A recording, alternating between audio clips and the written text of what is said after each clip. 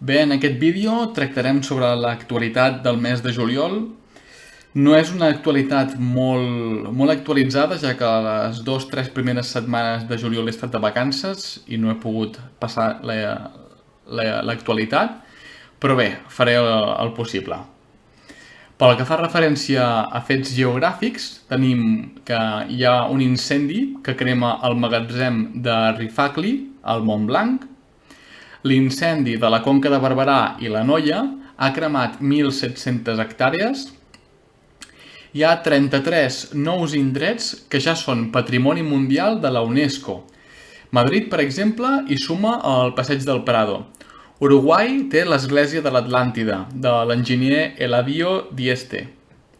O Xile té la cultura Chinchorro, a la regió d'Arica i Parinacota, de l'Atacama.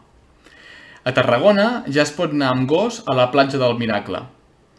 I per últim enderroquen un aqüeducte del segle XIX a Almeria per construir-hi una zona residencial. Pel que fa a notícies rellevants, hem de dir que de les notícies més importants, que són les que veurem a continuació, les dues següents, són que la nau Unity de Virgin Galactic despega de Puerto Espacial América en Nuevo México, Estats Units, i porta a l'espai el multimilionari Richard Branson de l'empresa Virgin i 3 passatgers més a 90 quilòmetres d'alçada, però no va arribar a la línia de Kármán. Aquest viatge va durar 4 minuts i va inaugurar l'era del turisme espacial.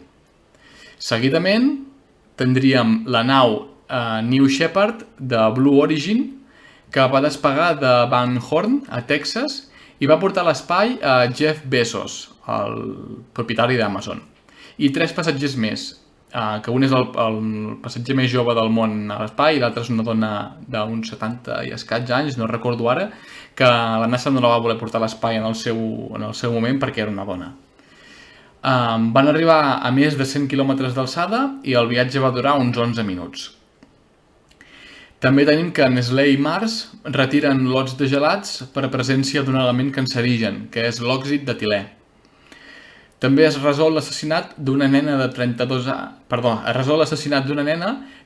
anys després amb una quantitat mínima d'ADN.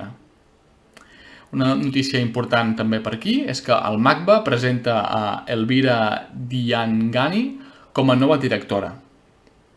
També les dones de Solivella reivindiquen el xipella, que és el subdialecte que encara sobreviu al seu poble. La Xina presenta el tren més ràpid, s'anomena Maglev. És de levitació magnètica i pot arribar als 600 km per hora. Ha estat presentat per l'empresa estatal xinesa Railway Rolling Stock Corporation. El cas Dieselgate, al final estima el Suprem que en fa responsable Volkswagen Espanya i fixa uns 500 euros d'indemnització. Llavors, Jaume Padrós és reescollit el president del Col·legi de Metges de Barcelona. Retiren la immunitat a Puigdemont, Comín i Ponsatí perquè les euroordres estan suspeses. També detenen el preper Morat a causa de saltar-se el toc de queda i agredir els Mossos. Interior dissol la Guàrdia Presidencial, que va ser recuperada per Joaquim Torra, i crea un cos d'escortes. La Generalitat crea, llavors, una nova unitat d'escortes que dependrà del Departament d'Interior i no pas del Palau de la Generalitat. El Consell de Garanties Estatutàries avala el fons per les fiances, però amb algunes recomanacions.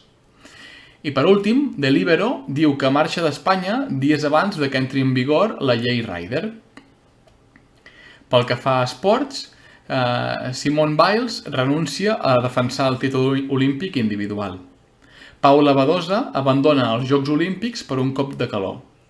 Carlos Alcaraz fa història i guanya el seu primer títol ATP davant Richard Gasquet. Ricky Rubio és traspassat als Cleveland Cavaliers. Russell Westbrook jugarà als Los Angeles Lakers. I per últim, el govern cedeix i permet 3.000 espectadors al Gamper, que es jugarà al Johan Cruyff. Pel que fa a cultura, Barcelona és escollida la capital mundial de l'arquitectura per al 2026. També dimiteix el director de teatre Antoni Font després de les acusacions d'abusos sexuals. Pel que fa a plana política, el jutge envia a judici a Fernández Díaz pel cas Kitchen, però n'exculpa a Cospedal. I seguim en tema judicial, el jutge arxiva la imputació de Fainé, Brufau, CaixaBank i Repsol pel cas Villarejo. I en morts tindríem que mor l'humorista gràfic Romeu, que va ser un dels fundadors del Jueves. Bé, és un mes curt en quant a notícies, però perquè ha sigut perquè he estat de vacances i bé, fins aquí aquest vídeo.